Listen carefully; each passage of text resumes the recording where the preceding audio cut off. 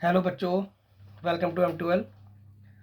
कल हमने part 1 upload किया था चैप्टर नंबर 9 का, class 10 science, heredity and variation.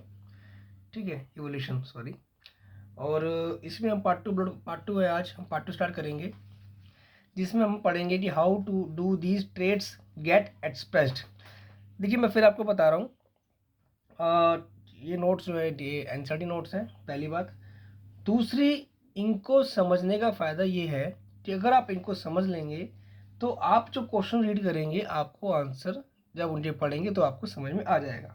इनका बेनिफिट ये है, ठीक है, थोड़ा हैंड रिटन है, क्योंकि इतना ये मैटर समझाने वाला है। मैं इसको लिख नहीं सकता, एट सेम टाइम लिख नहीं सकता इसको मैं, इसलिए मुझे लिखना पड़ रहा है पहले। और क्योंकि मुझे मैक्सिमम बेनिफिट चाहिए आपसे, आपको सॉरी, मैं ये चाहता हूँ कि आपको मैक्सिमम बेनिफिट मिले, तो कोई चीज़ छूटे ना। ठीक है, तो मैं चाहता हूँ आपको मैक्सिमम बेनिफिट मिले, तो इससे कोई चीज़ छूटे ना। तो सॉरी अगर रिपीट हो जाओ तो। और हम आगे बढ़ते हैं फटाफट से। पहले तो how do this traits get expressed, ये जो मैं बताने वाला हूँ बहुत ज़्यादा इंपॉर्टेंट होने वाला है, क्योंकि इसी से आपको पूरी कहानी समझ में आ जाएगी कि भाई वो जो भी कोई ट्रेड्स होते हैं, कोई भी करेक्टरिस्टिक होता है, वो कैसे एक्सप्रेस करता है अपने आप को, वो पढ़ने वाले हैं हम। ठीक है, तो हमें पता है सेल के अंदर डीएनए होता है। सबको पता है कि भाई सेल है, सेल के अंदर डीएनए न्यूक्लियस होता है, न्यूक्लियस के अंदर डीएनए होता है। ठीक है, उसी के अंदर सारी इंफॉर्मेशन होती है फॉर मेकिंग प्रोटीन्स।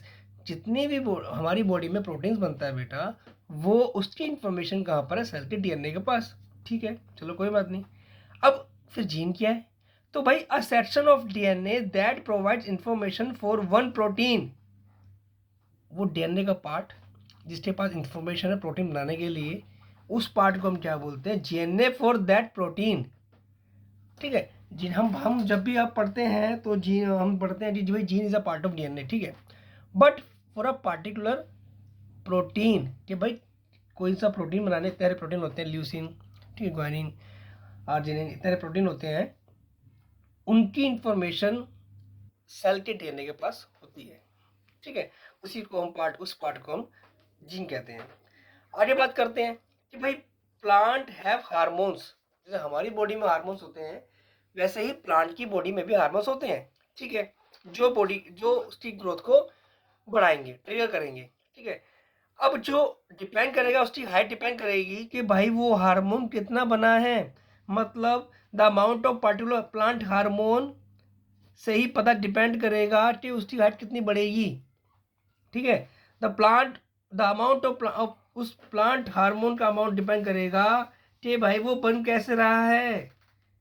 कि भाई plant hormone made will depend on the efficiency of the process for making it. कितनी एफिशिएंसी से वो हार्मोन प्रोड्यूस हो रहा है, कितना अच्छा प्रोड्यूस हो रहा है बॉडी में, क्योंकि अगर वो हार्मोन अच्छे से प्रोड्यूस होगा तभी आपकी ग्रोथ ज़्यादा होगी।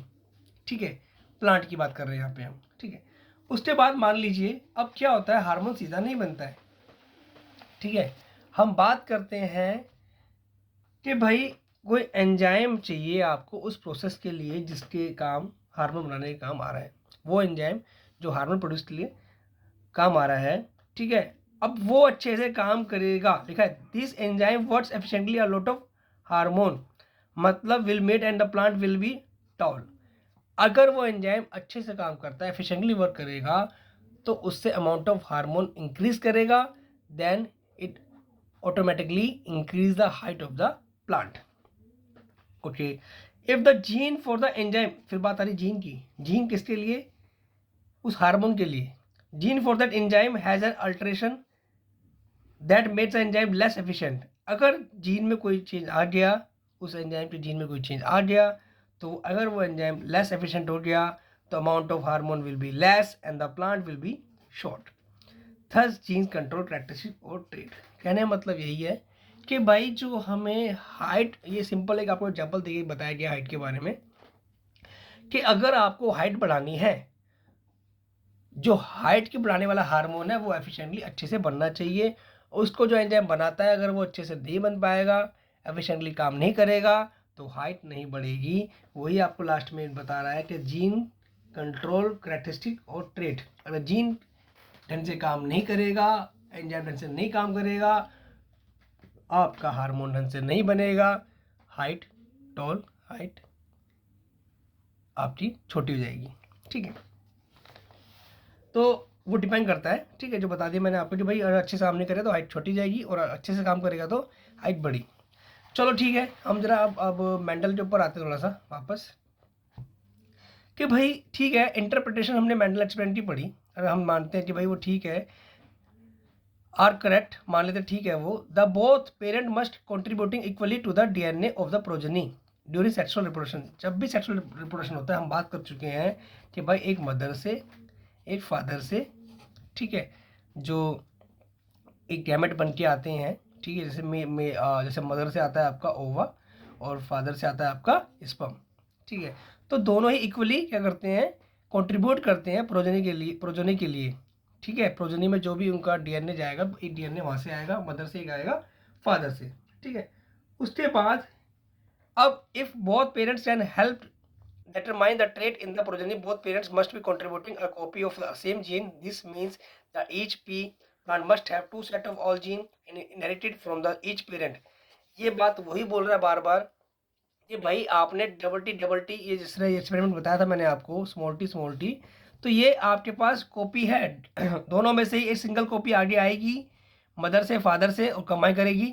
आप इसको उल्टा भी कर सकते हैं, फादर मदर कर सकते हैं, और जब वो क्या हो जाएगा, डबल हो जाएगी। जैसे कि मदर फादर में डबल कॉपी थी, वैसे ही यहाँ पे डबल हो जाएगी। देखिए लिखा हुआ है contributing a copy of the same gene. Same gene मतलब दोनों में से एक आ गया, इन दोनों में से एक आ गया, इन्होंने कॉन्ट्रीब्यूट किया आपस में, और क्या हुआ, इसके पास भी दो सेट ऑफ जीन्स हो गए फ्रॉम ईच ऑफ हिज और हर पेरेंट, कि भाई उसके पेरेंट से जो उसको मिला है। यहाँ पे पी की बात चल रही है। ठीक है, अब for this mechanism to work each germ cell must have only one gene set. इसका मतलब ये हुआ कि भाई जब एक जब कैरेक्टरिस्टिक मतलब यार आपका जो भी जर्म सेल एक आया है, दोनों में जर्म सेल बोल सकते हैं, गैमेट बोल सकते हैं जब बनते हैं इनके। ठीक है, इनके पास only one set of gene होगा, यहाँ पे ये बोल रहा है। ठीक है, चलो ठीक है, समझ में आ गया हमारे बात। अब लेकिन जब बात आती है हमारे पास डबल एक्सपेरिमेंट की, जब हम बात करेंगे कि जो मेंडल ने दूसरा एक्सपेरिमेंट किया था, ये वाला अगर मैं बात करूँगा आपको दिखाऊँ, ये वाला। ठीक है, इसमें क्या है, इसमें बात करेंगे तो सेट सिंगल ये दोनों में से आ रहा है, सिंगल दोनों में से आ रहा है, डबल हो गया। उसके बाद जब आपने इसे क्रोमोसोम उसके आपने जो दोबारा से गैमेट्स बनाए हैं, तो मैंने गैमेट आपको बना के दिखाए थे लास्ट क्लास में, वो कुछ इस तरह से बने थे आपके। ठीक है, ये मैंने आपको बना के दिखाए थे, ये आपके गैमेट्स बन गए थे। तो यहाँ पर इन्हीं के बारे में डिस्कस करते हैं हम एनसीईआरटी में, कि भाई इफ प्रोजेनी, प्लांट से बात कर रहे हैं भाई, पहली बात प्लांट से बात कर रहे हैं, inherited a single whole gene set from each parent, then the experiment in 9.5 cannot work। 9.5 work वही है, cannot work जो मैंने आपको ये बताया है, इसी की बात चल रहा है, ये बात कर रहा है, इसी की बात कर रहा है ये। क्योंकि भाई इसमें चार, भाई एक तो आ गया राउंड वाला आ गया, रिंकल्ड।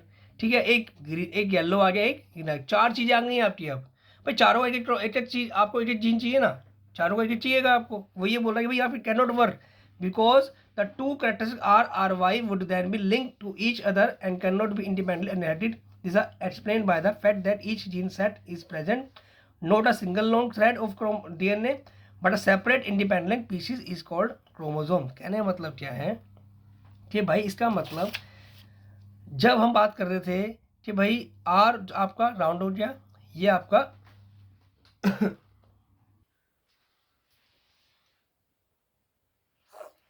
हम क्या बात कर रहे थे, मैं ये बोल रहा था आपको कि भाई जो आपके आर और वाई हैं वो एक दूसरे लिंक हो चुके हैं, कैन इंडिपेंडेंट इनहेरिट नहीं होंगे। मतलब आर ये अलग नहीं जाएगा, ये वाई अलग नहीं जाएगा। अगर हम बात कर रहे थे ये वाला, ठीक है, तो ये अलग नहीं जाएगा, ये अलग नहीं जाएगा, साथ रहेंगे, इंडिपेंडेंटली इनहेरिटेड नहीं होंगे। क्यों? Each gene set is present not as a single long thread. एक थ्रेड डीएनए की नहीं है ये दोनों, ये डीएनए में एक ही थ्रेड में ये नहीं पाए जाएंगे। ये क्या होंगे? Separate independent pieces of is called chromosome. Separate independent pieces में होंगे जिनको हम क्या बोलते हैं? क्रोमोसोम। उसके बाद thus each cell will have 2 copies of each chromosome. अगर बात करते हैं तो जो भी सेल होगा उसके अंदर हर किसी की कॉपी अलग अलग होगी, 2 कॉपी होंगी।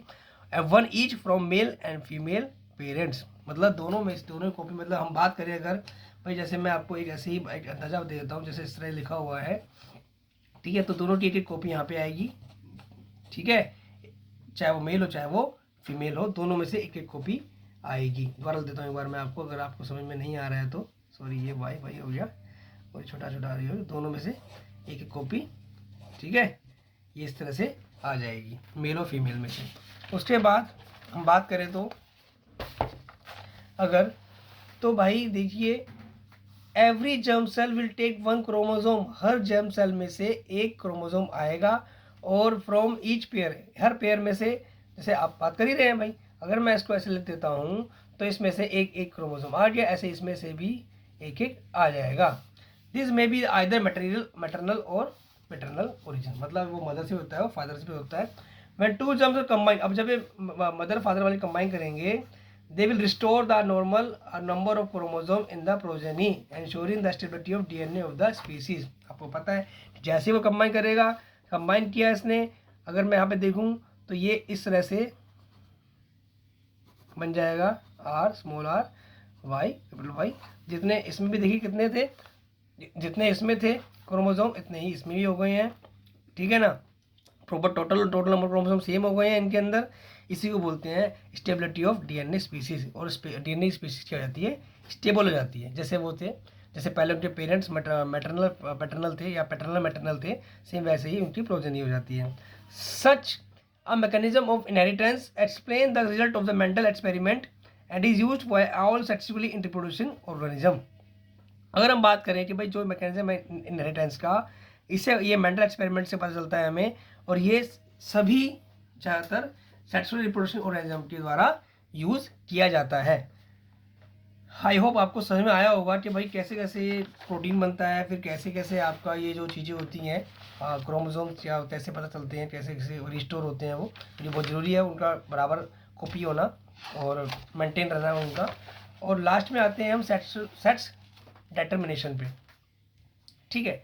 तो अगर हम सेट्स डिटर्मिनेशन की बात करें तो मैं आपको ये पहले हिंदी में अपलोड कर चुका हूँ, थोड़ा सा इसको अगर मैं समझाऊँ तो क्या होता है बेसिकली इसमें।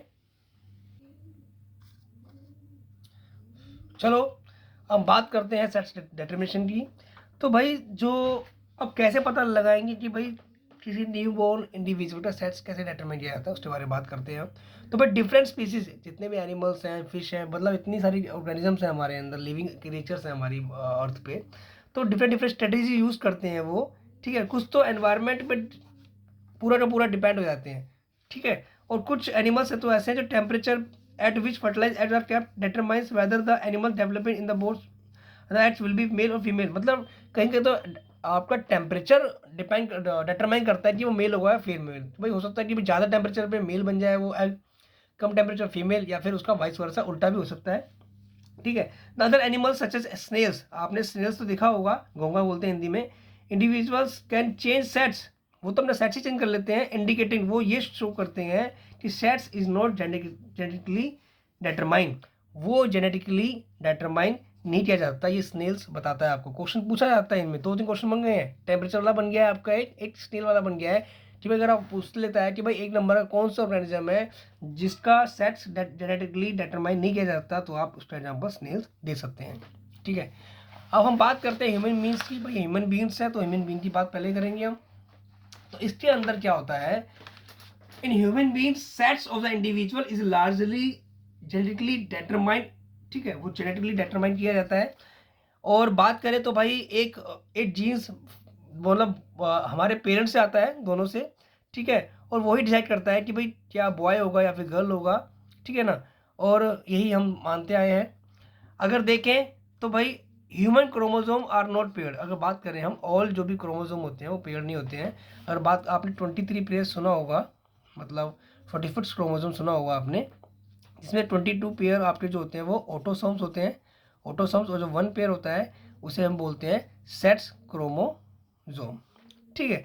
अब मोस्ट ये तो सारे पेयर है, बट जो 1 पेयर सेट्स क्रोमोसोम है वो पेयर नहीं होता है। मोस्ट ह्यूमन क्रोमोसोम्स होते हैं have a maternal and paternal copy we have 22 such pairs, मैंने बता दिया आपको 22 सच पेयर्स होते हैं आपके ऑटोसोम्स, वो दोनों में सेम होते हैं, but one pair called sex chromosome is odd, अलग होता है वो, is not always being perfect pair, perfect pair नहीं होता है। अगर हम बात करें मेल की बात कर रहा हूँ, मेल तो फादर, जैसे फादर बोल सकते हैं उसको आप, तो इसका होता है 22 प्लस एट्स और एट्स वाई, सॉरी, ठीक है, एट्स वाई होता है। यहाँ पे आप लिख सकते हो 22 पेयर है ये पेयर, या 44 लिख सकते हैं, 44 प्लस एट्स वाई। अगर यहाँ पे मदर होगी, मदर या फिर फीमेल, तो ये हो गया आपका 44 प्लस एट्स, ये होता है आपका मदर का, ठीक है।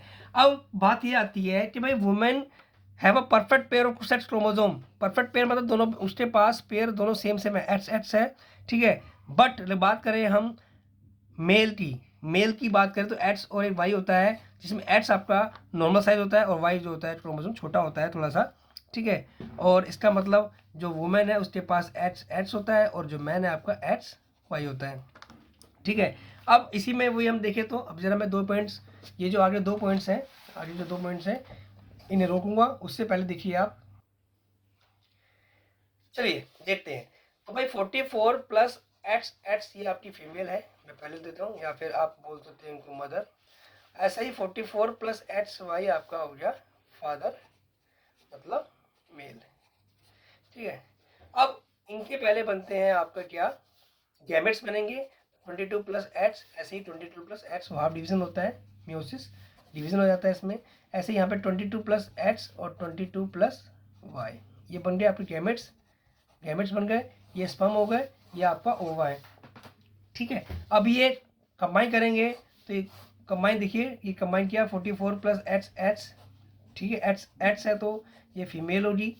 फिर ये कंबाइन इससे भी कर सकता है, तो 44 प्लस एट्स वाई ये मेल होगा, और इससे इसका कॉम्बिनेशन किया जाए तो 44 प्लस एट्स होगा, मतलब आपका फीमेल होगी। अगर इसकी आप इससे किया जाए तो 44 प्लस एट्स वाई जो कि मेल होगा, मतलब कहने मतलब है आपका 2 मेल और 2 फीमेल, तो चांसेस है आपका, सॉरी 2 फीमेल और 2 मेल, इसका चांसेस है आपका कि भाई 50-50% चांसेस है, ठीक है, कि आपका फीमेल भी हो सकती है या फिर मेल भी हो सकता है, यही आपको आगे बताया गया है, ठीक है। अगर पेपर में आपको लिखने के लिए आता, डायग्राम बनाने के लिए आता, तो आप ये डायग्राम बना सकते हैं, ठीक है। और ये सारे जो बन गए ना, ये सारे जो कंबाइन किए हैं, इन्हें बोलते हैं जायगोट बोलते हैं, जायगोट, ठीक है, जो आगे डिवाइड करेगा और बनेगा एम्ब्रियो बन जाएगा। चलो इसे रोकता हूँ मैं, आगे पढ़ते हैं हम कि भाई half of children will be boys, मैंने दिखा दिया आपको, half will be the girls, all children will inherit an X chromosome from the mother regardless of whether they are boys or girls। मतलब देखो अगर बात करूँ मैं तो फीमेल से तो एट्स आना ही आना है, फीमेल डिसाइड नहीं करती हैं कि भाई वो बॉय होगा या फिर गर्ल होगी, उसने तो क्रोमोसोम एट्स और एट्स दे दिया, वो डिपेंड करता है इस मेल पे कि भाई वाई क्रोमोसोम आया या नहीं आया। अगर वाई क्रोमोसोम आ गया तो मेल होगा, ठीक है। अब यहाँ पे आते हैं, Thus the sets of children will be determined by the what they inherit from the father। मतलब डिपेंड करता है, क्वेश्चन पूछ लेता है कि भाई जो मेन डिपेंड ये करेगा आपका जो सेट्स है चिल्ड्रन का, वो डिपेंड करेगा कि भाई फादर ने कौन सा दिया है बच्चे को, कौन सा फादर से इनहेरिट हुआ है। और चाइल्ड हु इनहेरिट एट्स क्रोमोसोम, अगर वो फादर से एट्स आया है तो वो फीमेल हो जाएगा, अगर वाई आया तो बॉय होगा, ठीक है, वाई होगा तो बॉय। थोड़ा सा गलत लिखा हुआ है इसमें, मैंने ठीक कर दिया इसको। और आई होप आपको नोट्स थोड़े से जो चीज़ें हैं मैं समझाने में सही रहूँगा, सही समझाया हुआ मैंने आपको, ठीक है, जस्टिफाई किया होगा, सॉरी वर्ड याद आ गया, पहले वर्ड भूल गया था मैं। और आप ऐसे पढ़ते रहिए, क्योंकि पेपर पास में है आपके CBSE बोर्ड, और कोशिश करूँगा कि डेली एक वीडियो अपलोड हो जाए आपकी, और आप तैयारी करते रहिए। All the best.